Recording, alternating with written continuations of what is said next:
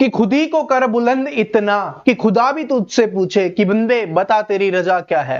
Hello champions, आज हम पढ़ने वाले हैं, जो हमारी रीजनिंग की क्लासेस चल रही थी उसमें आज हम पढ़ेंगे एनालॉजी। ठीक है, एनालॉजी और एक ऐसा चैप्टर है जो आपके एग्जाम्स का एक महत्वपूर्ण पार्ट होता है और बड़े ही मजेदार तरीके से, ठीक है, हंसते खेलते हुए पढ़ते हुए चलने वाले हैं, तो ध्यान से देखते रहना। क्योंकि जैसे मैंने अभी बोला ना, खुद ही को कर बुलंद इतना कि अपने आप को इतना तैयार कर लो कि भगवान भी आपसे पूछे बता दे भाई कौन सी जॉब लेना चाहता है। ठीक है, तो वही आपको करना है, अपने को मेहनत करनी है। ठीक है, तो चलिए शुरुआत करते हैं। चैप्टर नंबर आज हमारा रीजनिंग का दूसरा है और देखिए पहले ही क्वेश्चन से मैं पहले ही बता चुका हूं, शानदार तरीके से पढ़ते हुए चलेंगे, टेंशन नहीं लेना, बस सीखते हुए चलना है। जो चीजें मैं आपको बता रहा हूं उनको देखना है, इतना हार्ड ये चैप्टर नहीं होता। ठीक है, और मोस्टली आप में से बहुत सारे स्टूडेंट जो पहले से हमारी क्लासेस कर रहे होंगे उनको तो ये आता भी होगा, तो आंसर देना है, जिनको आता है वो आंसर देना है, जिनको नहीं आता उनको सीखना है।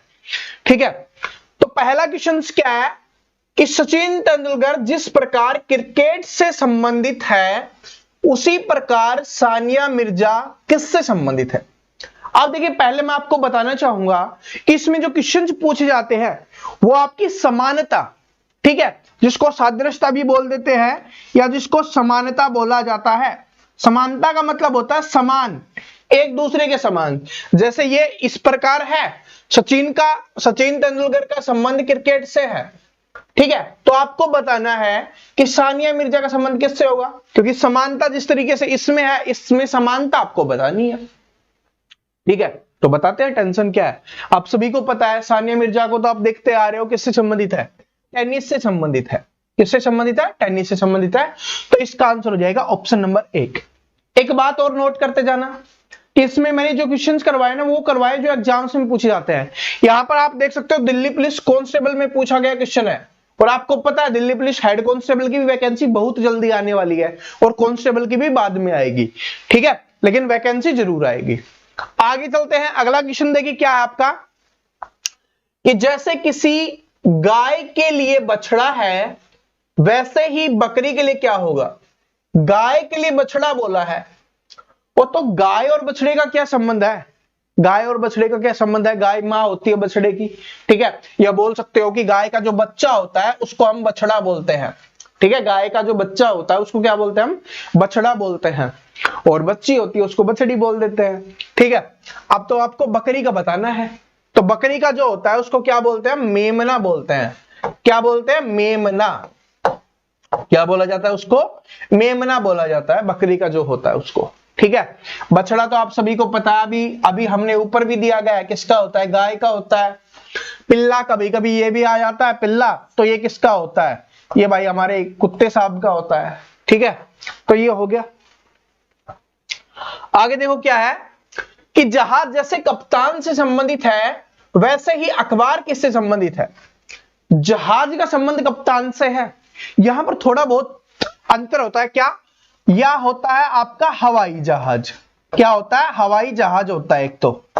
ठीक है, हवाई जहाज होता है जिसको हम एयरप्लेन बोलते हैं। एक होता है आपका जहाज। जहाज का मतलब क्या होता है, जहाज का मतलब होता है पानी वाला, जो जहाज होता है ना पानी वाला, ठीक है, उसको बोलते हैं। जो पानी में चलता है उसको जहाज बोलते हैं, और जो हवा में चलता है उसको हवाई जहाज बोलते हैं। इसमें कंफ्यूज मत होना। इसका संबंध क्या बोला है कि जहाज का संबंध किससे है, कप्तान से है।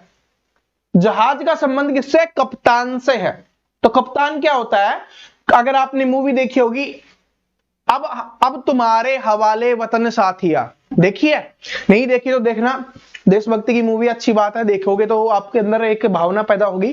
तो अब तुम्हारे हवाले वतन साथिया, तो उसमें बॉबी देओल ने जो किरदार निभाया ना वो जहाज के साथ डूब जाता है, वो कप्तान का किरदार होता है।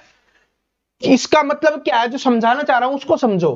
कप्तान की एक रिस्पॉन्सिबिलिटी होती है, या बोल सकते हो जो देख रेख करता है। क्या करता है, देख रेख करता है, किसकी, जहाज की देख रेख करता है, उसको हम कप्तान बोलते हैं। यानी कि जहाज की जो देख रेख करता है उसको कप्तान बोलते हैं। तो आपको बताना है कि अखबार की जो देख रेख करेगा, अखबार की जो देख रेख करेगा उसको क्या बोला जाता है। तो जो अखबार की देखरेख करता है उसको क्या बोला जाता है, ये हमें बताना है। तो इसका आंसर हो जाएगा आपका संपादक। क्या हो जाएगा, संपादक। कुछ स्टूडेंट प्रकाशक में कंफ्यूज हो जाते हैं। प्रकाशक होता है जो इसको प्रकाशित करता है सिर्फ, ठीक है, उसका काम होता है प्रकाशन का। लेकिन जो संपादक होता है उसका काम होता है उसकी देख रेख करने का, संपूर्ण जांच करने का कि कौन सी न्यूज है, कहां पर होनी चाहिए, कैसे होनी चाहिए, क्या चीजें होनी चाहिए, मतलब पूरी देख रेख करता है किस तरीके से काम हो रहा है। तो सारी चीजों की जो देख रेख करता है उसको क्या बोला जाता है, संपादक बोला जाता है। अगर ऐसे आता कि अखबार को कौन प्रकाशित करने वाले को क्या बोला जाएगा, तब होता आपका प्रकाशक, ठीक है। और पाठक, तो अखबार को पढ़ने वाला, ठीक है, अखबार को जो पढ़ता है ना उसको क्या बोलते हैं, पाठक बोलते हैं। जो हम अखबार पढ़ते हैं ना तो हमको क्या बोला जाएगा, पाठक। पाठक, पाठक का मतलब क्या होता है, पढ़ने वाला, ठीक है। बात समझ में आ गया, ठीक है। तो आगे चलते हैं, आगे देखो, दिल्ली पुलिस एमटीएस में पूछा गया क्वेश्चन है और इसकी वैकेंसी आपको पता है बहुत जल्दी आने वाली है। एसएससी का जिसने कैलेंडर देखा होगा ना उसको पता होगा, ठीक है। तो देख लो कैसे क्वेश्चन आते हैं, मैं पहले ही आपको करवा रहा हूं ताकि वैकेंसी आने से पहले ही आप तैयार रहो, ठीक है। तो क्योंकि पहले से ही तैयारी करने वाला स्टूडेंट ही सिलेक्ट होता है, वरना नहीं होता, ठीक है।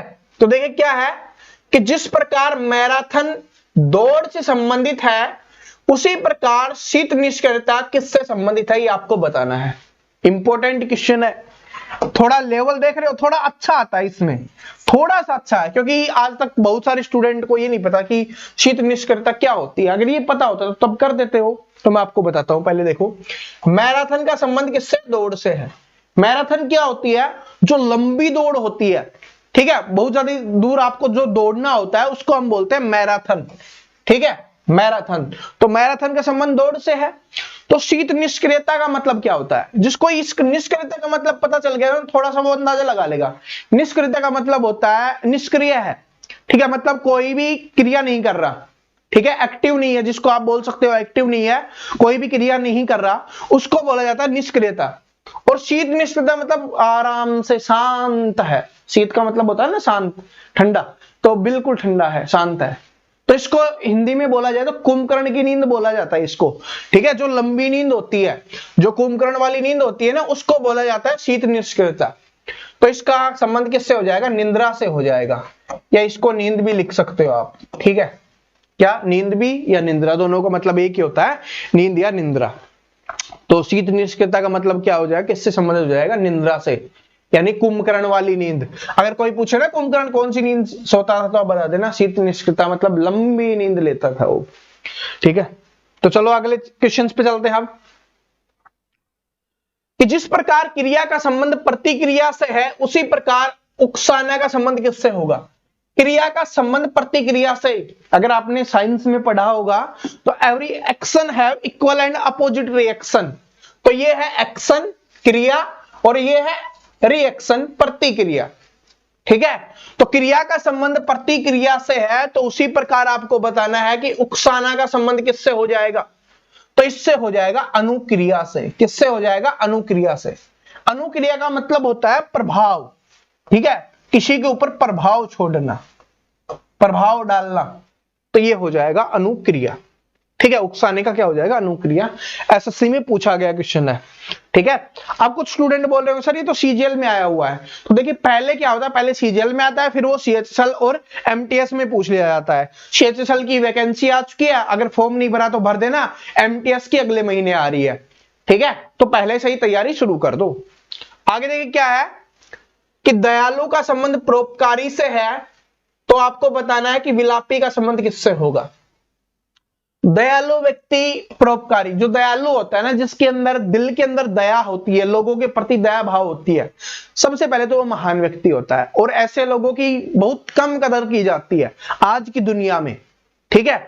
तो क्या है, और परोपकारी लोग क्या होते हैं, जो परोपकार करते हैं। दयालु व्यक्ति होगा ना जिसके अंदर हृदय में एक सॉफ्ट कॉर्नर होगा, वही तो लोगों की मदद कर सकता है, तो उसको बोला जाता है परोपकारी, ठीक है। वैसे जमाना नहीं है परोपकारी बनने का, ठीक है, ये आप सभी को पता है कि जैसा माहौल चल रहा है, आपको परोपकारी बनना है तो स्वयं के लिए बनो, अपनी फैमिली के लिए बनो, ठीक है, सबसे पहले, फिर अपना देश आता है, ठीक है। क्योंकि सबसे पहले बोला जाता है अगर खुद के लिए नहीं करोगे तो फिर देश के लिए क्या कर पाओगे। अगर अपने लिए करोगे ना तो देश के लिए अपने आप हो जाएगा, क्योंकि हमारा देश क्या है, हम लोगों से मिलकर ही बना हुआ है। हम अपने लिए करेंगे तो देश के लिए अपने आप ही हो गया। तो ठीक है, बात समझ गए। तो दयालु का संबंध परोपकारी से है, तो विलापी का संबंध क्या हो जाएगा, विलाप करना, विलापी का मतलब होता है जो रोता रहता है, विलाप करना, ठीक है, जिसको रोतला बोलते हैं ना, वो विलापी। तो किससे संबंधित हो जाएगा? क्रोध से होगा? नहीं, क्रोध में कौन रोता है भाई, क्रोध में तो तोड़फोड़ होती है, ठीक है। सत्य, सत्य तो कोई बोलता ही नहीं है, और उसमें भी तोड़फोड़ ही हो जाती है, क्योंकि सच बोला तो तोड़फोड़ होगी भाई, ठीक है। प्रसन्नता, खुश में कौन विलाप करता है, ठीक है, तो क्या हो जाएगा, दुखी व्यक्ति ही विलाप करता है, ठीक है। अभी मत बोलो सर प्रसन्नता, कोई व्यक्ति ज्यादा खुश हो गया तो वो रोने लग गया, उसको खुशी के आंसू बोलते हैं, उसको विलाप नहीं बोलते, ठीक है। इसमें ये डिफरेंस होता है। कुछ लोग ज्यादा सोच जाते हैं सर हम जब हमारा सिलेक्शन हो जाएगा तो हम खुशी के आंसू आएंगे तो हम तो विलापी होंगे, नहीं, ठीक है, उसको खुशी के आंसू बोलते हैं, ठीक है, प्रसन्न होते हैं ना तब। विलाप का मतलब होता है दुख से। ये देखो आगे क्या है कि चार मीनार है वो भारत में है। चार मीनार कहां पे है? भारत में है। तो पिरामिड कहां पे है ये आपको बताना है। अब देखिए यहां पर एक बात निकल के आती है, जिस स्टूडेंट की जीके अच्छी होगी, जीके जीएस अच्छी होगी, ठीक है, जनरल अवेयरनेस जिसको बोल सकते हो आप, अगर वो अच्छी होगी जीए, तो क्या होगा, रीजनिंग में 2 क्वेश्चन आप ज्यादा कर पाओगे बाकी स्टूडेंट से, ये फिक्स है, ठीक है। क्योंकि पहले हम सभी बोलते थे कि रीजनिंग में आपको पूरा स्कोर होगा, लेकिन अगर जीके अच्छी नहीं है ना तो पूरा स्कोर नहीं कर पाओगे। क्योंकि अगर आपको ये जैसे पता है कि चार मीनार है वो भारत में है, अब जिसको नहीं पता कि पिरामिड कहां पे है, जिसको जीके याद नहीं की हुई, तो कैसे करेगा, ठीक है। तो ये 2-3 क्वेश्चन का संबंध हमेशा जीके से होता है रीजनिंग वालों का। तो ये कहां पे हो जाएगा, पिरामिड कहां पे है, मिस्र में है, ठीक है। और आप सभी को कमेंट ये करके बताना कि चार मीनार है वो इसमें दिया जाए भारत में, लेकिन कौन से राज्य में है ये आप सभी कमेंट करके मुझे बताओगे। कौन से राज्य में, ये आप सभी को क्या करना है, कमेंट करके बताना है, नीचे कमेंट करके बताना है कि कौन से राज्य में है। आगे देखिए क्या है कि अखरोट का संबंध सेल से है, तो केले का संबंध किससे होगा। तो जो अखरोट होता है ना वो सेल से क्या होता है, ढका हुआ होता है, उसका कवर होता है सेल। अखरोट है उसका क्या होता है, जो सेल होती है वो क्या होती है, उसका कवर होता है, उससे ढका हुआ होता है। तो केला है जो हम खाते हैं वो किससे ढका हुआ होता है, इसमें से छिलके से, किससे, छिलका हो जाएगा इसका, किससे ढका हुआ होता है ये वाला, ये छिलके से ढका हुआ होता है। जो अपना केला होता है वो किससे ढकेगा, छिलके से, और अखरोट सेल से। याद कर लेना ये वाला, केले का तो आपको पता है, ये वाला याद कर लेना अखरोट सेल, क्योंकि कभी कभी केला छिलका दे देगा, इधर पूछ लेगा, तब कंफ्यूज हो गए। अभी तो इजी लग रहा होगा, अभी तो इजी है सर, केला छिलका सभी तो पता है, लेकिन पेपर में क्या होता है बस थोड़ा सा घुमाया जाता है, ठीक है। तो केला और छिलका दे देगा, इधर अखरोट इधर पूछ लेगा, या सेल दे देगा इधर पूछ लेगा। ये इसलिए थोड़ा सा हार्ड इस तरीके से पेपर में बनता है। थोड़ा जो बदलाव होता है ना वो पेपर में बस ऐसा ही होता है, बाकी कुछ नहीं होता। जो हमने सीखा हुआ होता है ना वही आता है पेपर में। ये वाला देखो, कुत्ता, डॉबरमैन, तो मछली का क्या हो जाएगा। तो आप सभी को पता है कि डॉबरमैन क्या, हमने सुना हुआ है, बहुत बार सुना हुआ है कि क्या होती है, कुत्ते की प्रजाति होती है। क्या होती है, कुत्ते की प्रजाति होती है, या बोल सकते हो नस्ल होती है, ठीक है। कुछ लोग नस्ल से समझ जाते हैं, कुछ लोग प्रजाति से समझ जाते हैं। तो कुत्ते की क्या होती है, ये प्रजाति होती है, नस्ल होती है डॉबरमैन। तो अब मछली की कौन सी होगी, मछली की, और ये जो मछली की है ना ये बार बार सुनिए आपने, कौन सी है इसमें, सैल्मन मछली, ठीक है। सैल्मन मछली है, साउथ में ज्यादा चलती है ये, ठीक है। अब तो वो बड़े बड़े शहरों में हर जगह आने लग गई है, क्योंकि जो डाइट वगैरह करते हैं वो खींच जाते हैं इसको। तो सैल्मन मछली है, कहां पे है, तो मछली का संबंध हो जाएगा, क्योंकि जो सैल्मन है वो क्या है, मछली की प्रजाति है, या बोल सकते हो इसकी एक नस्ल है। आगे देखिए क्या है, कार, ड्राइवर, हवाई जहाज। तो कार का संबंध ड्राइवर से है, तो आपको बताना है कि हवाई जहाज का संबंध किससे होगा। तो कार को जो ड्राइव करता है, जो चलाता है, उसको क्या बोलते हैं हम, ड्राइवर। तो जो हवाई जहाज को चलाने वाले को क्या बोलते हैं, हवाई जहाज को चलाने वाले को क्या बोलते हैं, उसको हम बोलते हैं पायलट, ठीक है। पायलट या पायलट जो भी हो गया, पायलट, ठीक है। तो इसका आंसर हो जाएगा ये। कैप्टन कौन सा होता है, ये जहाज वाला होता है कैप्टन। पहले ही, अभी मैंने थोड़ी देर पहले ही आपको समझाया था, क्वेश्चन आ गया। हवाई जहाज को कौन चलाता है, पायलट चलाता है, और जो जहाज होगी उसको क्या बोलेंगे, कैप्टन चलाता है उसको, ठीक है। एयर होस्टेज पता है, कंडक्टर वाला अपना जो बस वाला हो गया, ठीक है। आगे देखो क्या है कि बंदूक का संबंध गोली से है तो टॉर्च का संबंध किससे होगा। और आप सभी को पता है कि बंदूक है ना, वो गोली के बिना उसकी कोई वैल्यू नहीं है, पता है ना, क्योंकि बिना गोली के फिर वो खाली क्या हो गया, खिलौना हो गया ना, बिना गोली के तो बंदूक। ठीक है, खिलौने से क्या होता है, कुछ नहीं होता, होता है जो किससे होता है, वो गोली से होता है। ठीक है, तो बंदूक का संबंध किससे है, गोली से है। तो टॉर्च किसके बिना काम नहीं करेगी, वो बैटरी के बिना काम नहीं करेगी। बैटरी का मतलब होता है चार्ज। ठीक है, जो ये वाली ऐसी बैटरी आती है वो बोल लो, या जो चार्ज होता है अपना वो बोल लो। तो जो बैटरी काम करेगी, वो जो टॉर्च काम करेगी वो बैटरी से करेगी, क्योंकि टॉर्च मोमबत्ती से तो नहीं करेगी, ये तो पता है सभी को।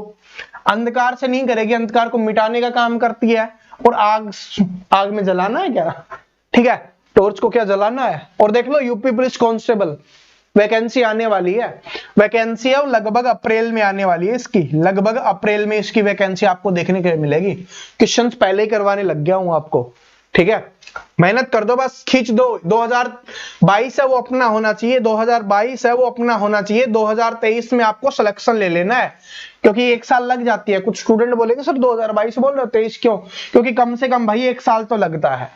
ठीक है, कम से कम आज से पढ़ोगे तब सोचो एक साल कम से कम बता रहा हूं, वरना तो गवर्नमेंट जॉब अब ऐसी हो गई है जिनमें 2 से 3 साल लगती हैं। अपने आप को तैयार कर लो, अपने आप को तैयार कर लो। जो 2 से 3 साल लगा रहेगा ना, वही सिलेक्शन लेता है। ठीक है, पहले से लगे हुए तो कोई बात नहीं, इस बार आपका हो जाएगा।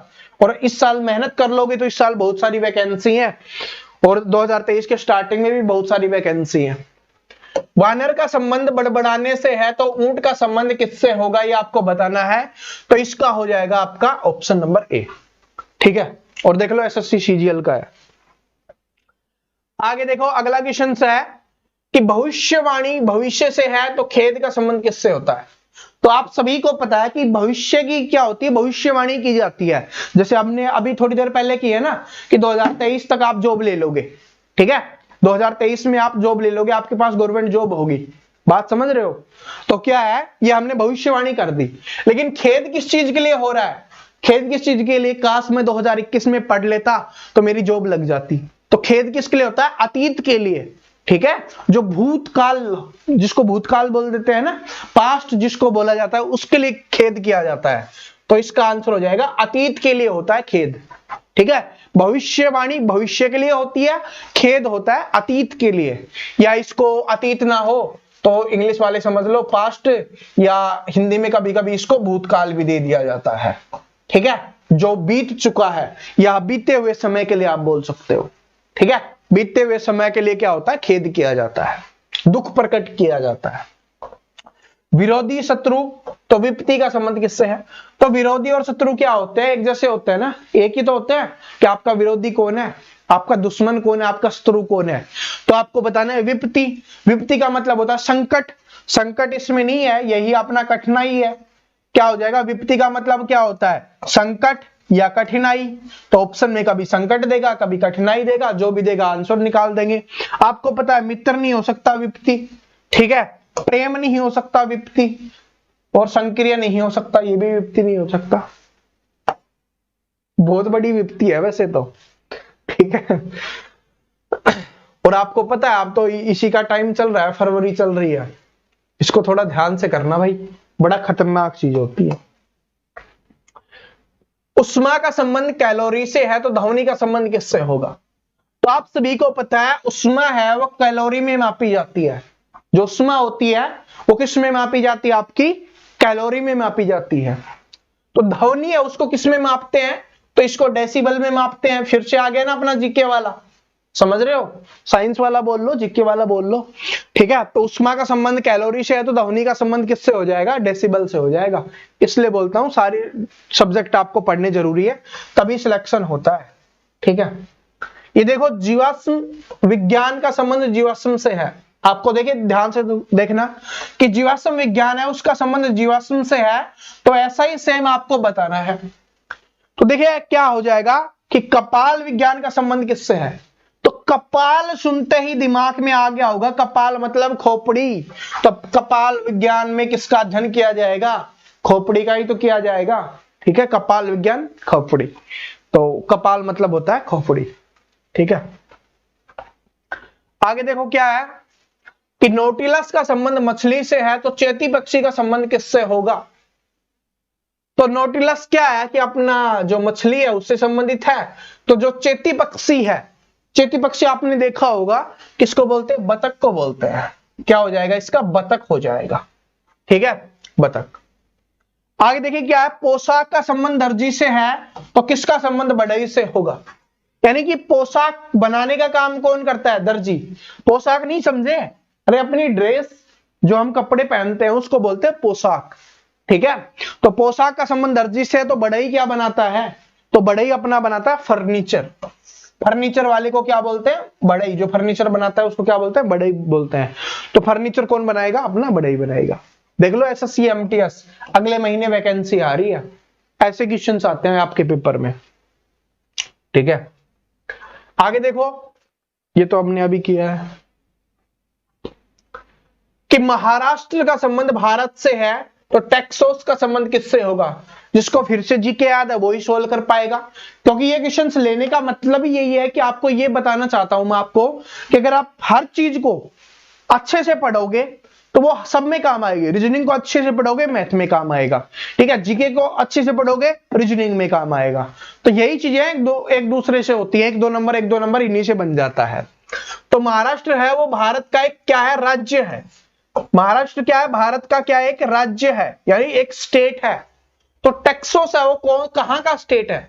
तो ये आपका हो जाएगा यूएसए का। किसका? यूएसए का हो जाएगा, यूएसए का, ठीक है। ये आपका पढ़ने का काम है, हमारा नहीं, बस हमारा काम होता है आपको ये बताने का, ठीक है। हम रीजनिंग पढ़ा रहे हैं, रीजनिंग में सिर्फ आपको ये बता सकते हैं, ऐसे क्वेश्चंस आते हैं। जीके तो आपको पढ़नी पड़ेगी, ठीक है। अब ये थोड़ी ना कि जीके भी पढ़ाने लग जाऊं। हृदय का संबंध है कार्डियोलॉजिस्ट से तो वृक्क का संबंध किससे हो जाएगा? ये आपको बताना है। तो हृदय का जो भी संबंधित होता है वो इलाज ये करते हैं, तो वृक्क का कौन करते हैं? तो इसका हो जाएगा नेफ्रोलॉजिस्ट। क्या हो जाएगा? नेफ्रोलॉजिस्ट, ठीक है। ये भी साइंस का आ गया, बात समझ लो। और देख लो एसएससी सीएचएसएल जिसकी वैकेंसी निकली हुई है, जिसके फॉर्म आप सभी भर रहे होगे, ये भी क्या है? सीएचएसएल का ही है। 10+2 जिसको 10+2 बोलते थे सीएचएसएल बोल देते हैं, या एलडीसी क्लर्क भी आप बोल देते हो। उसी में पूछे गए क्वेश्चन है ये दोनों, मैंने दिखा दिए। आगे देख लो जो स्टेनो वाले हैं, स्टेनो में भी आते हैं क्वेश्चंस कि टैडपोल का संबंध किससे होगा? जब कैटरपिलर का संबंध तितली से है। तो जो कैटरपिलर का संबंध तितली से है, तो कैटरपिलर किसको बोलते हैं? जब जो तितली है ना वो थोड़ी मतलब जिसको किशोर अवस्था में होती है ना, तब उसको क्या बोला जाता है? कैटरपिलर बोला जाता है। तो टैडपोल किसका होता है? ये होता है मेंढक का। और ये आप सभी ने जरूर पढ़ा होगा, अगर थोड़ा बहुत साइंस आपने पढ़ा है ना, जीव विज्ञान थोड़ा बहुत पढ़ा है तो आपने पढ़ा होगा मेंढक और टैडपोल का संबंध, ठीक है। तो टैडपोल का संबंध किससे हो जाएगा? मेंढक से हो जाएगा, या बोल सकते हो नौजवान मेंढक, उसको बोला जाता है टैडपोल। आगे देखो क्या है कि डॉक्टर का संबंध अस्पताल से है, तो एसआई सेम आपको बताना है। एसएससी सीपीओ में पूछा गया क्वेश्चन है, एसआई वाले एग्जाम में पूछा गया क्वेश्चन है। तो देखो क्या है कि डॉक्टर का संबंध अस्पताल से है, मतलब डॉक्टर अपना काम कहां पे करता है? अस्पताल में करता है।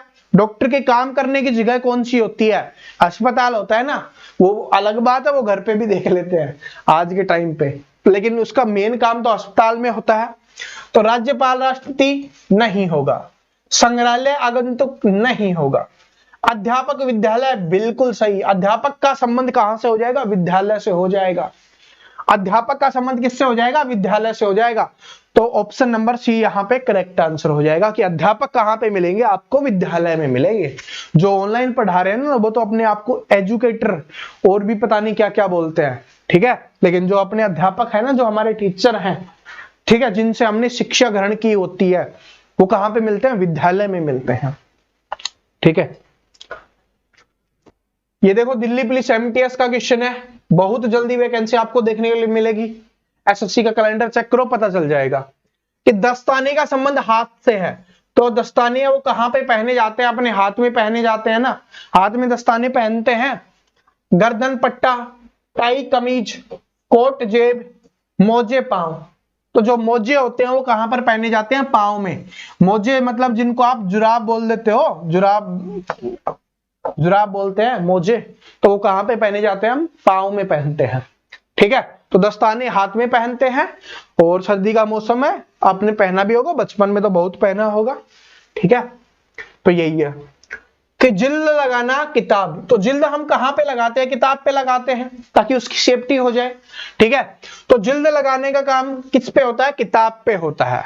तो अपराधी का संबंध मतलब जिल्द उसको कवर करने का काम नहीं करता।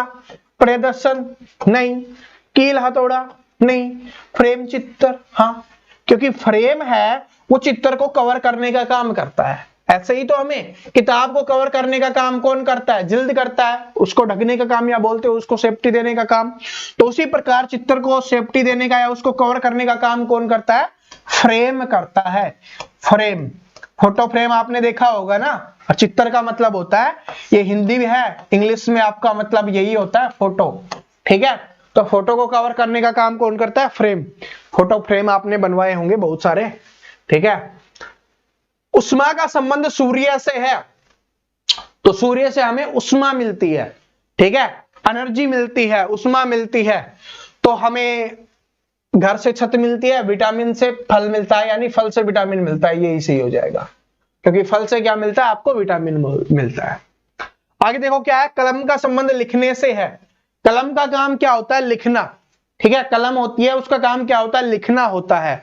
तो उसी प्रकार क्या है? कलम का लिखना। रबड़ का मिटाना, कप तरल, ये नहीं होगा। अब पेंसिल लकड़ी, ये नहीं होगा। अब पहले है कलम। देखिए क्वेश्चन इंपॉर्टेंट है, क्योंकि आंसर लगा दिया होगा स्टूडेंट ने कि रबड़ का काम होता है मिटाना, लेकिन गलत है ये। क्यों गलत है? कि आपको सबसे बेस्ट बताना है। पहले दिया हुआ है वस्तु का नाम कलम, और फिर दिया गया उसका काम। यहां पर वस्तु का नाम नहीं है, पहले यहां पर है वस्तु का नाम। ठीक है, तो वस्तु का नाम पहले होना चाहिए, फिर जो काम करता है वो बाद में होना चाहिए। तो वस्तु है आपकी चाकू, और काम करता है काटने का, तो पहले वस्तु का नाम होगा और फिर जो वो काम कर रहा है उसका नाम होगा। तो इसका आंसर हो जाएगा डी। जल्दबाजी में जो स्टूडेंट गलती करते हैं वो ए कर देंगे और उनका गलत हो जाएगा, क्योंकि वो पढ़ते हैं कि कलम का काम लिखना, रबड़ का काम मिटाना। गलत, क्योंकि जो पहले जो चीज दी हुई है, अगर पहले वस्तु दी हुई है तो हम वस्तु ही लिखेंगे पहले। अगर काम बाद में दिया गया है तो बाद में हम काम ही लिखेंगे, और अगर पहले काम दिया जाता तो पहले काम लिखते फिर वस्तु को लिखते। इसलिए ये वाला ऑप्शन ए गलत है, ऑप्शन डी सही है। वरना कुछ स्टूडेंट कमेंट सेक्शन में बोलते सर ए भी सही है हमारा। ठीक है, तो ऐसे सही नहीं होता। और अब कुछ अलग टाइप के क्वेश्चन आ रहे हैं, अभी 1-2 साल से है ना, अलग अलग टाइप के क्वेश्चन आने लग गए हैं। एक तो ये देखो आया, तो ये तो पहले कोई अलग एग्जाम में आया हुआ है, उसको छोड़ो, लेकिन अभी ये आने लग गया है। क्या है कि सड़क, बस और वाहन, 3 दे दिए गए हैं। तीनों का संबंध बताया गया है कि सड़क है पे बस चलती है, और बस को चलाने वाला कौन होता है? वाहन चालक होता है, चलाने वाला वाहन चालक होता है। इसी तरीके से आपको इनमें संबंध बताना है। तो जल में क्या चलती है? जहाज चलती है। जहाज को चालक चलाता है? नहीं, जहाज को चालक नहीं चलाता, ये आप सभी को मैंने पहले ही बताया था। क्योंकि जो जहाज होती है उसको कौन चलाता है? जो उसका कप्तान होता है, जो कैप्टन होता है, वो चलाता है। तो ये गलत हो गया। आकाश, आकाश में हवाई जहाज चलता है, बिल्कुल सही है। और हवाई जहाज को कौन चलाता है? पायलट चलाता है, तो ये बिल्कुल सही है, पायलट हो जाएगा इसका। ठीक है, तो ऑप्शन नंबर बी इसका करेक्ट आंसर हो जाएगा। बात समझ में आ गया? आकाश में हवाई जहाज, क्योंकि सड़क, जैसे सड़क है और इसके सड़क की जगह पे क्या हो गया? आकाश हो गया। वस्तु का नाम मतलब कौन चलता है? वाहन का नाम है, तो वाहन क्या है? हवाई जहाज। चलाने वाले का है वाहन चालक, उसको वाहन चालक ही बोलते हैं, तो ये हो जाएगा आपका पायलट। ठीक है, आगे देखो, अगला देखो, ये भी ऐसा ही है। इसमें बस आपको बताना है इससे अगला क्या होगा, कि डंडा, खंबा और झंडा। क्योंकि आप सभी को पता है कि डंडा ये भी हो गया, खंबा भी आपका ऐसा ही होता है, झंडा भी आपका ऐसा ही होता है। ठीक है, तो इसी में बताना अगला कौन सा होगा? तख्ता नहीं होगा, क्योंकि वो बिल्कुल ऐसे होता है, तख्ता आपको पता है कैसा होता है। सैतीर ये भी नहीं होगा। धुरा, धुरा क्या होता है? धुरा होता है सीधा अपना। ठीक है, तो यही आपको बताना था, यही आपका आंसर हो जाएगा। इमारती लकड़ी भी नहीं होगा, और बाकी तो ये तो अलग क्वेश्चन है। ठीक है, ये वाला देखो, इसमें आपको बताना है। और देख लो आरआरबी एनटीपीसी में पूछा गया क्वेश्चन था, आप में से कुछ स्टूडेंट होंगे जो रेलवे ग्रुप डी का और एनटीपीसी सीबीटी 2 देने वाले होंगे। तो देख लो कि हाथी, ऊंट, भैंस और जिराफ, इनमें आपको बताना है कि इन सभी का क्या संबंध है। इसमें यह पूछा गया था कि इन सभी का आपस में क्या संबंध है, ये आपको बताना है। तो देखो क्या है कि इन सभी के द्वारा उत्पादित दूध लोगों द्वारा सेवन नहीं किया जा सकता। बिल्कुल किया जा सकता है, सभी करते हैं भाई, करते हैं। आज के टाइम में सब कुछ मिक्स होता है, ठीक है। इन सभी के सींग होते हैं, तो भाई देखो किसके सींग नहीं होते हैं, यहां पर सींग नहीं होते। एक तो अपना ऊंट महाराज है, उसको सींग नहीं होते, ठीक है। तो और हाथी को भी सींग नहीं होते, भैंस जिराफ के होते होंगे, ठीक है। तो ये भी गलत हो गया। ये सभी स्तनधारी है, ये बिल्कुल सही बात है। सारे क्या है, मैमल्स हैं, यानी स्तनधारी हैं, ठीक है। इन सभी के बच्चे नहीं होते, ये भी गलत है, बच्चे तो होते ही इन सभी के। तो ये सही हो जाएगा कि इन सभी, ये सारे क्या है, स्तनधारी हैं। तो ऑप्शन नंबर सी, और ऑप्शन नंबर सी है वो ए में दिया हुआ है, तो इसका आंसर ए होगा। कभी कभी ये गलती कर देते हैं, देखिए इसमें माइंड गेम खेला गया है, इसमें उत्तर क्या है, सी है, तो लोग क्या कर देंगे, सी कर देंगे। लेकिन ऑप्शन नंबर सी में ए दिया हुआ है और ऑप्शन नंबर ए में सी दिया गया है, तो इसका आंसर क्या नहीं होगा, ये वाला नहीं होगा, ये सी नहीं होगा, ये होगा, क्योंकि सी इसमें दिया हुआ है। तो ऑप्शन नंबर ए। अगला क्वेश्चन है सेम ऐसा ही है, वो भी एनटीपीसी में ही पूछा गया था। तो ये क्वेश्चन देख लो, टमाटर, अमरूद, तरबूज, संतरा, और इनके बीच में संबंध बताना है कि इन सभी के बीच में संबंध क्या है। तो आप सभी मुझे कमेंट करके बताओगे कि इनके बीच में संबंध क्या है। तो कमेंट करके जरूर बता देना। वीडियो पसंद आए लाइक कर देना, और एक कमेंट करके ये भी बताना कि अगला चैप्टर हम कौन सा करें, ठीक है। अगला चैप्टर कौन सा होना चाहिए, ये भी कमेंट करके बता देना। चैनल पे नए हो, चैनल को सब्सक्राइब करके बेल आइकन को प्रेस कर लो, ताकि आने वाली सभी क्लासेज आपको मिल सके। और आज 12 बजे मिलते हैं मैथ की क्लास में। तब तक हंसते रहिए, मुस्कुराते रहिए, पढ़ते रहिए। सभी को बेस्ट ऑफ लक।